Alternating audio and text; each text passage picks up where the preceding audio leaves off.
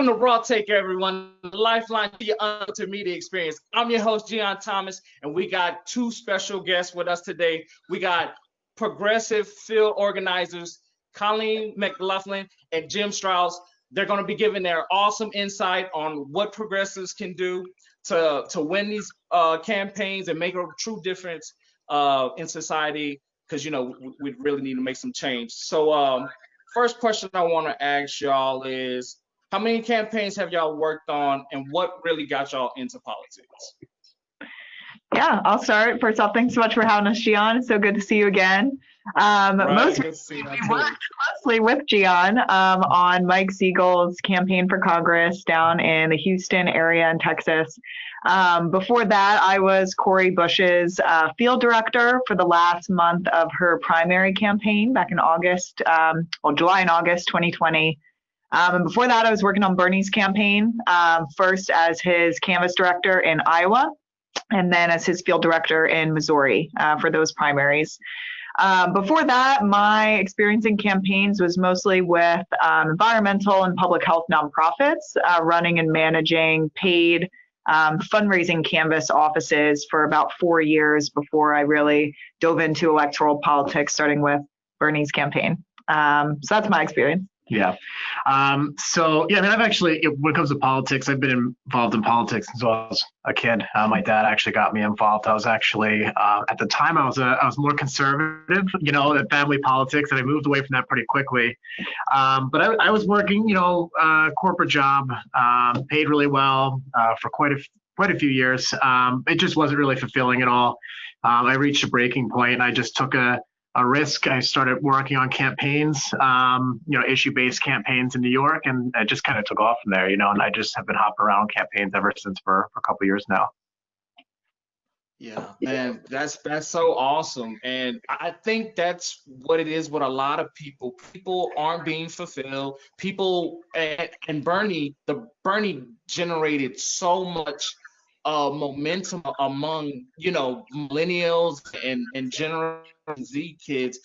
I can definitely understand what really got. Colleen, you mentioned working on the Cori Bush campaign, and we just saw her win, and that was amazing. I know that experience had to be just all feeling. I mean, for us to actually get a win. So can you please just expound upon that a little bit? Yeah, totally. I mean, I think you said it perfectly. Is the way I, look at it. It was the exact win that the country needed at the exact right time. Just to put in a little context behind her campaign for those who don't know, Cori Bush she's a registered nurse, single mother, was a pastor at one point, but really an activist at heart. In 2014, when Mike Brown was murdered in St. Louis, Ferguson area in Missouri, Black Lives Matter originated. Protesters took to the streets to demand justice for Mike Brown. Cori Bush among them, at first as a medic, because she is a registered nurse. Quickly, the community basically chose her to be a leader at those protests. She went all 400 some days that those protests were going on, and she became known as the community, not just nurse and pastor, mom, but really just embodies the community as a whole. And the way I look at it is, she ran for Senate in 2016, just went straight for basically the biggest spot. Then in 2018, she ran for the House seat to take Lacey Clay's seat. And that's when she got the publicity around the documentary Knock Down the House, and then finally pulled off the win in 2020 by a field margin, I will add, just over 4,000 votes she won by, and beat, again, William Lacey Clay Jr., who was in that seat for 20 years and took that seat after his father, who had been in that seat for over 30 years. So over a 50-year family dynasty she took down. And I say all that because I think it's just since during the summer, Black Lives Matter protests were going on all around the country, we're demanding justice for George Floyd and Breonna Taylor and so many more. it was so fitting for, Cori Bush to be elected into Congress, the first Black Lives Matter activist to be elected to Congress, and also for the win to come from St. Louis, Missouri, because that is, for anyone who's been there, you can tell within a couple weeks that the activist community there is strong. It is bright. It is talented. There is so much good work going on the streets of St. Louis. And for Cori Bush to pull off that win and give so much hope to activists in St. Louis who have been behind her this whole time, but really activists all across the country, that, it just really proved that when you put in the work, and you might not win the first time, you might not even win the second time, but you keep going and you keep fighting until you win, because at this point, in this country, there's really no alternative. We must keep going until we win. Otherwise, we're not going to have any hope for anything at all. So yeah, the exact win that the country did at the exact right time. And, one last thing I'll say about working on that campaign was just, Cori is not just, it's not just that we need more congressional leaders like Cori. We just need more people like Cori. Yeah. I mean, she has the biggest heart of anyone I know. She is the most empathetic, compassionate, kindest person I've ever met in my life. And for her to be in a position of power that more often than not, you don't see those qualities. Oftentimes it is people who are just power hungry and focus on their career. You can guarantee that she will never be that type of politician. She will always remember where she came from, the movement that brought her here, as she likes to say. And she will always remember, her community and how hard it is to struggle, how the American people are being left behind. And she is ready and willing to fight tooth and nail to get us what we need. Yeah. I mean, you said it all, Colleen. I think one of the things that Cori Bush really did really well was she didn't shun away from the Black Lives Matter movement, the defund the police movement. She went straight ahead. She told the people what it really was about, and she won. And because that, in a country where 58% of people see that is that police brutality is a problem, I mean, that is definitely things that you can run on. And she definitely did it. And like you said again, she kept on running. And that is the thing. You cannot get distraughted. You cannot let the system get you down. And that's, you're gonna have to fight people in your own party to really make some change. Yeah, it's interesting too, because I mean, it's you see the system is built a way to kind of wear you down, especially people like us. And one of the things I've always said about Cori is it's almost like she has this like motherly instinct to protect her community. It's like she doesn't know how to turn it off. All she needs to know is she just needs to keep going. And that was just one of the most amazing things, just seeing her firsthand. I mean, like, you would see, going into the office and seeing her, she would always be present in the office, in the area that everybody would be hanging out at. We're talking volunteers or whatever. It was always an open door to the community. And, it didn't matter if people were, doing 20 minutes of phone calls. They stop in and they leave. Cori would be so over the moon. Thank you. Thank you so much for helping me out. All we did was 20 minutes. And, you can just see that connection with the community. And we just need more people like that. I mean, so many of these people in Washington and stuff in these positions of power and leadership positions, they're very much just focused on themselves or focused on their donors, and they get away from that community aspect. And it's just so good to see somebody carrying her community to Congress, like Cori is. Yes, Jim, you said it. Politicians need to be more for the people. They need to be more connected with the people, and having that connectability is electability. You can be elected off of that. And you said it, man. So many politicians are so beholden to their donors. They shun the people, and they're like, I just focus on this little small group of people who hold a lot of money, and it's like they shun the large amount of people. It's just crazy. It's so crazy. And so with that being said, we see a lot. We talk a lot about messaging in the progressive realm. It is very hot right now. So I want to get y'all's take on how should progressives go about messaging? How do we navigate because I mean, progressive people are not a monolith. The people on the left, we are not a monolith. We have a different broad range of ideas on how we should get things done. I mean, right now everybody's attacking AOC right now, so I definitely want to get y'all's opinion on messaging and how do we go forward. Yeah, I think, I mean, recently with the whole thing with defund the police, the whole conversation has kind of been around, it's been steered into this, well, what is the right way to message? I mean, we're pulling in all kinds of people from Obama to, other people, just people all over the place to get their opinions on the messaging. But really what kind of makes me upset is like, this is taking away from the conversation that needs to be had right now. There's no conversation really about like, well, what is this? What is defund the police? And I think that that's something that we really need to kind of get a hold of. We want to be able to control that narrative a little bit better. Being able to really explain what this policy is, how implementation would look, would work, and all that kind of stuff. I do think that there is something to be said about the movement. Being conscious to make sure that, listen, like we as leftists would like to wish that everybody is here with us and they understand our angles. But, as somebody that's been doing this, door-to-door canvassing for, I don't know how many years. 8 years combined. 8 years combined, yeah, between both of us.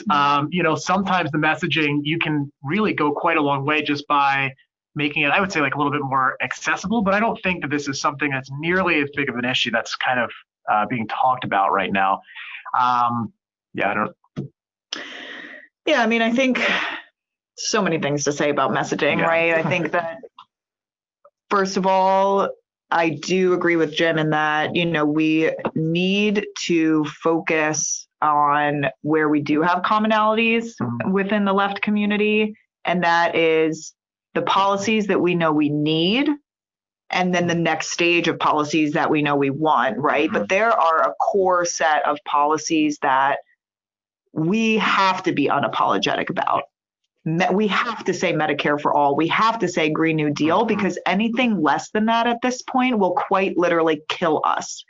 And so I think one of the problems with something like defund the police, it's like, there's not a specific policy around this yet that's been made like nationwide news, right? I mean, we say at first it was like criminal justice reform, and then it was prison reform, and now it's like police reform or defund the police. What do we say?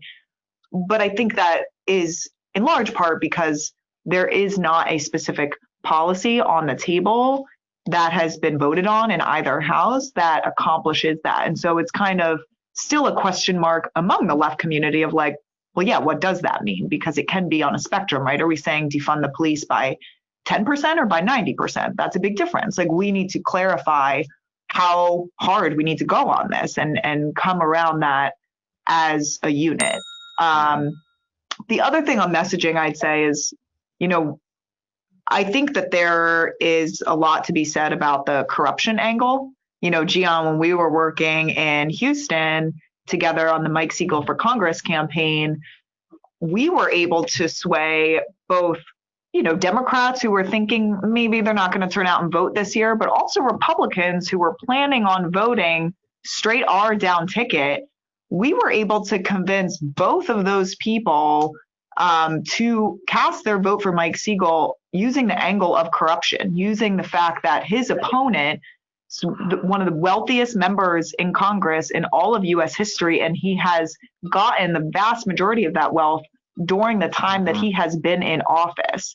That angle and that messaging, I think, is largely underutilized among the progressive movement. I mean, half of current Congress members are millionaires. What?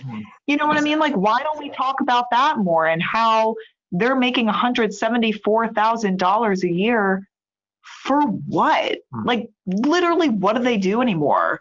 Corporations write 97% of our bills. So what are we paying all of these congressional leaders $174,000 a year for? Like, taking that corruption angle that they are using their seat and their power. Oh, and I forgot to mention, they wind up exempting themselves from most of the laws that they do pass. So they're using the money that they make in this seat to just grow their own wealth but they have delivered absolutely nothing for the American people. And the accountability there, holding them accountable to doing their job, is a really compelling message. And it's also one that Cori Bush used in her campaign. You know, she said 50 years of the Clay dynasty, and in particular, those 20 years that William Lacey Clay Jr. was in the seat, what has he done for this community? You know what I mean? Like, she said, we are paying him all this money, and yet activists like me have accomplished more in the past 6 years doing work on the ground and getting not a penny for it than our Congress member has done for this community. Exactly. So why don't we start paying someone who's actually willing to put in the work and actually willing and ready to represent their community, even if it goes against the grain? So in my opinion, that sort of messaging around holding our current leaders accountable and the corruption angle is largely underutilized. And I think the progressive movement needs to come out in full force against that if we're going to win big in 2022. Yeah, I think that really what it helps us do is, because that is, that's the top issue on both parties, is corruption. That casts the biggest net. You can get a lot of people's attention to what you're working on if you use an anti-corruption angle. So I think there's something really big to be said about that. Yeah. And one last thing I'll say is that we certainly cannot keep using the messaging that the Democratic Party wants us to use, because, healthcare for all, not as strong as Medicare for all. Yeah. Strong climate action, not as strong as a Green New Deal. Like, at the end of the day, these are policies that 70% or more of the American public want. And so to not name those policies by name is silly. You know what I mean? Then you're just proving that your strategy to win is appealing to that top 30% of the population and not the masses among us. And so. I think. Oh, sorry, Gion, keep going. I see your. No, but I know, but exactly. It's just, instead of broadening the voter base, they just try and focus on this little tiny group. And that's how you know they don't want any real change. That's how you know they're just really beholden to their donors. So yeah, I just wanted to go at that. So what you was about to say, Jim? Yeah, no, I mean, I just think, with certain phrasings, like you see, as Colleen was saying, like affordable healthcare and things like that. I think that messaging sometimes is intentionally meant to be vague, because then it allows a lot of these people, like you can have a Joe Manchin kind of Democrat, or, a Dianne Feinstein, who are, as far right as you can get within the Democratic Party. And all they have to do is say, well, I support affordable health care. And it's just like, well, that sounds nice.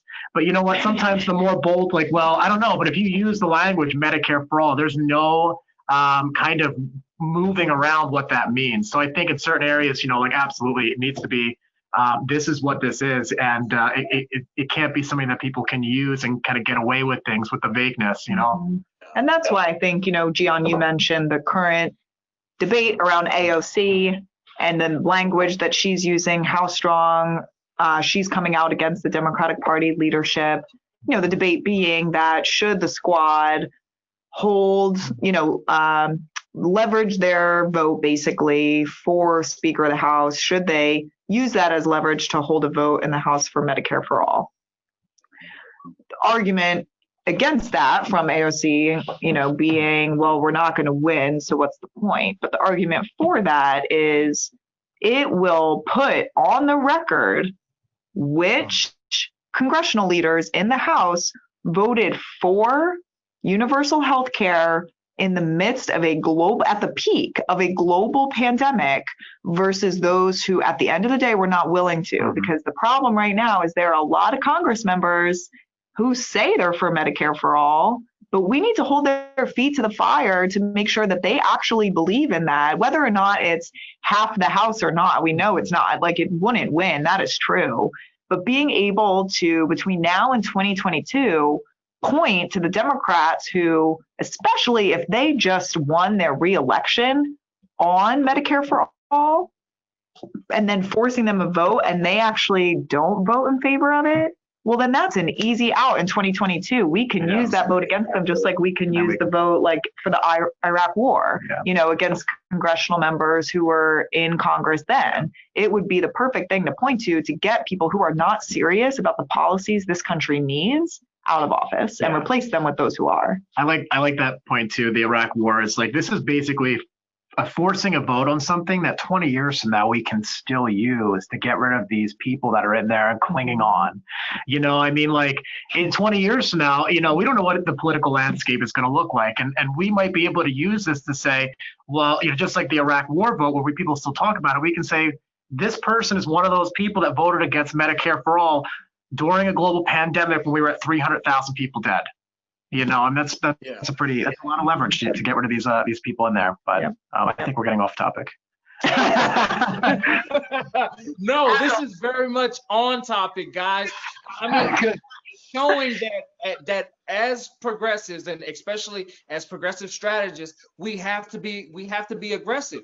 You cannot let off the pedal. You have to keep on going hard. You have to keep on their necks because we're fighting two sides. We're not only fighting the Republicans, we're fighting within the Democratic Party too. So this is straight on message, y'all. This is wonderful. Like, because you know what?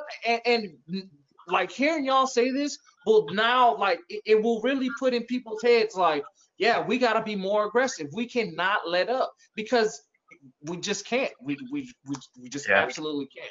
Yeah. And Gion, you said you're fighting both sides. It's like Nina Turner says, we have two dragons to slay. We've got the head of the dragon, that's neoliberalism, and then we have neo-fascism or neoconservatism. Mm-hmm. And that's exactly right. So another thing I want to ask y'all is, how do we get more people involved? How do we get more young people involved? How do we bring more people to our side? And I know it's messaging, but I feel like it goes a little bit deeper than messaging. How do we generate, because I know so many young people who shun politics, and we are rare.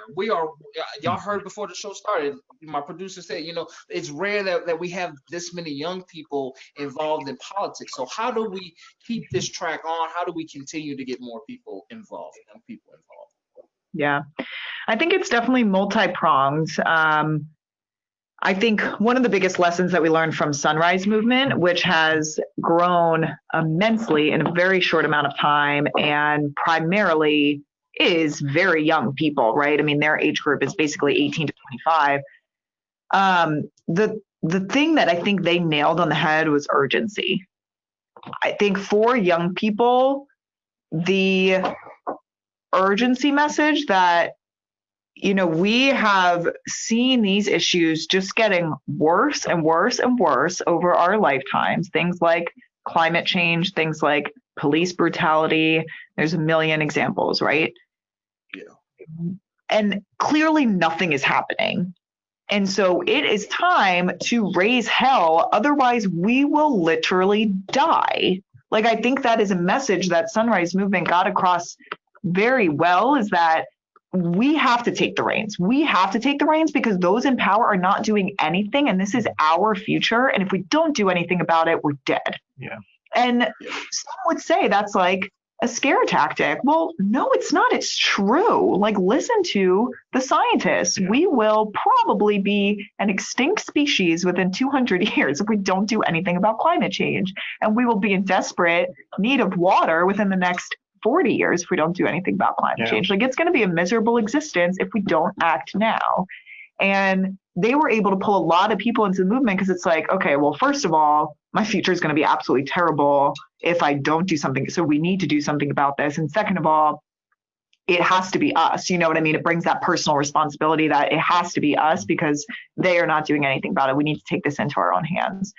So I think that messaging needs to be more pronounced on basically every issue that we face right now. Like healthcare, we need to start, like, if the alarms clearly haven't been sounded enough, we need to keep sounding them. And like you said, keep being more and more aggressive till we get what we want. Because right now, look at the amount of medical debt that our parents have, and they're able to fall back on Social Security and Medicare. Like, what if that gets taken away by the time we're 65, which it's looking like it will? Absolutely. You know what I mean? So it's like, we need to sound the alarms of what our future is going to look like if we don't do anything about all of these issues. I think to initially get people invested enough to want to get involved. But then there's another piece to this, which is we need to make it a lot easier and a lot more effective when people do get involved. And what I mean by that is right now, typically the way people first get involved is by volunteering on an electoral campaign. That is like the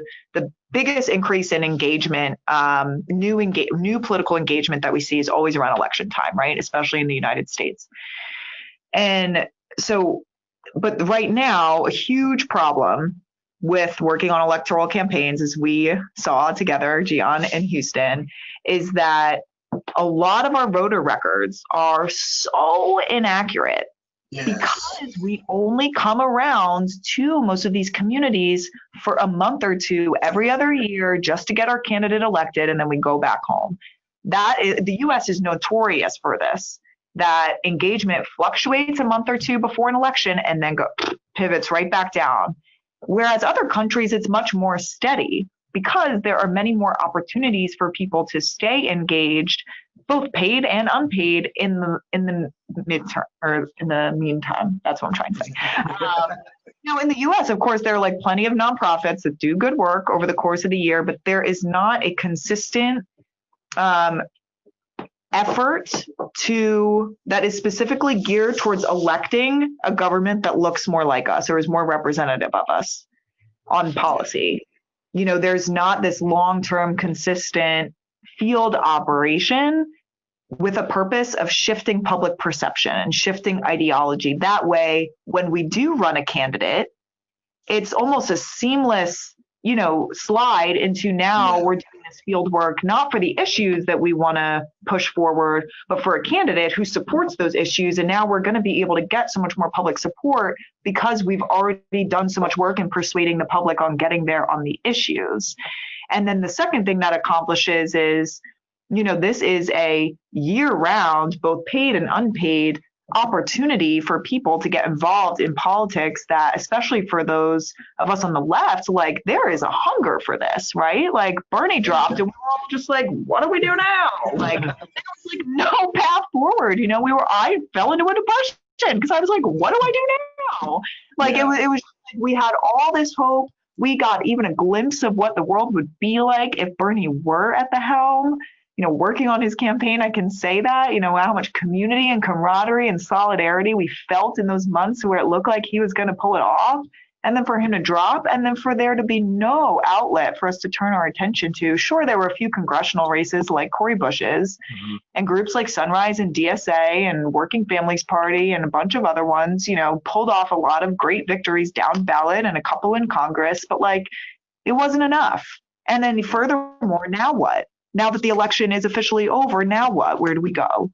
And it's like, yeah, you could still work with those groups, but they have their own agendas that are issue focused over the course of the year. There is literally no ongoing effort to shift public perception on the issues and then seamlessly slide into electing candidates. So I'm getting off topic here. This has been on our mind because currently, the project that we're currently working on is creating this avenue that people can plug into.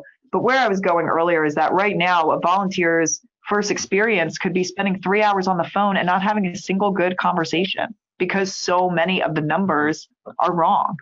Or spend 3 hours canvassing door to door and only reaching like 2 to 3 voters that are actually on their lists because the voter records are so wrong, particularly low income, minority neighborhoods, and also young people. And that's our base.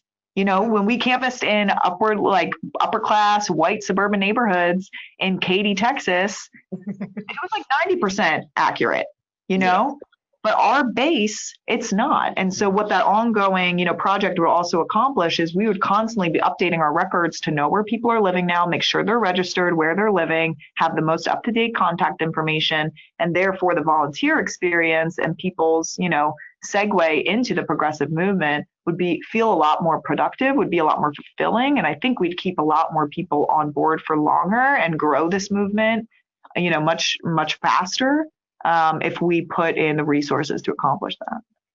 Definitely. Colleen, you said a lot and so much great.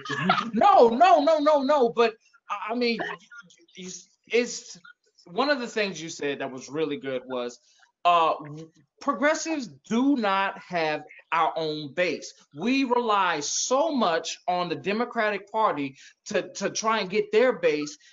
We don't, our base, progressive base, is totally different from the centrist Democratic base. And so as progressive candidates go, they have to understand that they have to create their own base. And another thing you said is, and I think this relates back to Cori Bush, was candidates have to be out there. They have to be out there with the people. They have to not only come around when it's election time. They have to be out in the community 365. They have to have a face out there. They have to have a presence. They have to be the voice of the community. So I mean, that is perfect. That is exactly what progressive strategists need to tell these candidates going forward, that you need to have a presence out there. You need to create your own base. You can't rely on the Democratic base. That's not our friend. We're fighting a war on two fronts.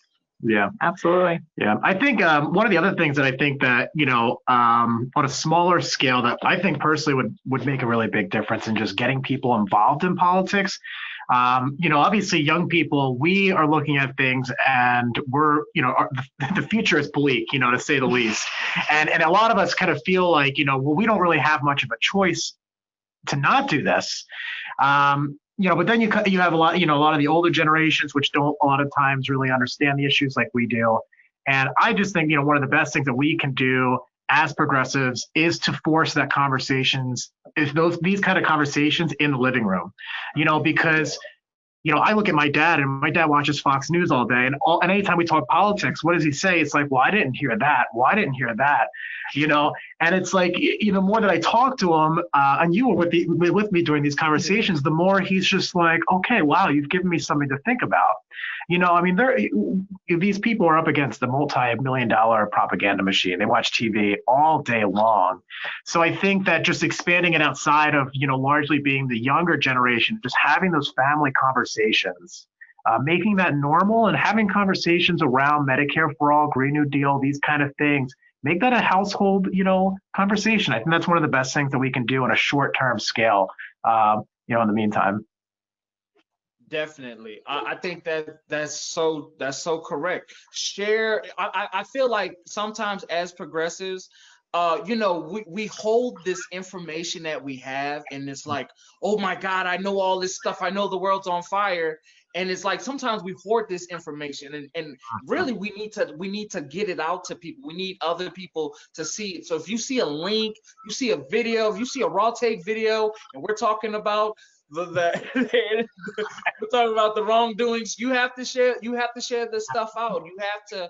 I think that's so profound, and it starts in the home. You have to have these conversations with the older generations, because they don't know what's going on. They are so brainwashed by Fox and even CNN and all of that, and then, like you said, it's a billion-dollar corporation. They go on and on and on and on. So we are really fighting really behind, especially when it comes down to media. But it really does start with it starts in the home.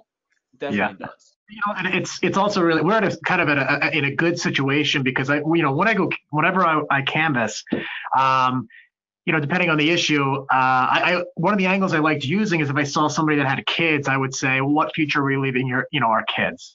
I knew that was always a good angle. We're talking to our parents and our family here, and I think that one of the best angles we can do is paint this picture of our future and our grandkids' future. And I think that's one of the most successful ways to have these conversations in the living room, because all of a sudden, now you're talking about something that's a lot more personal to them. Yeah.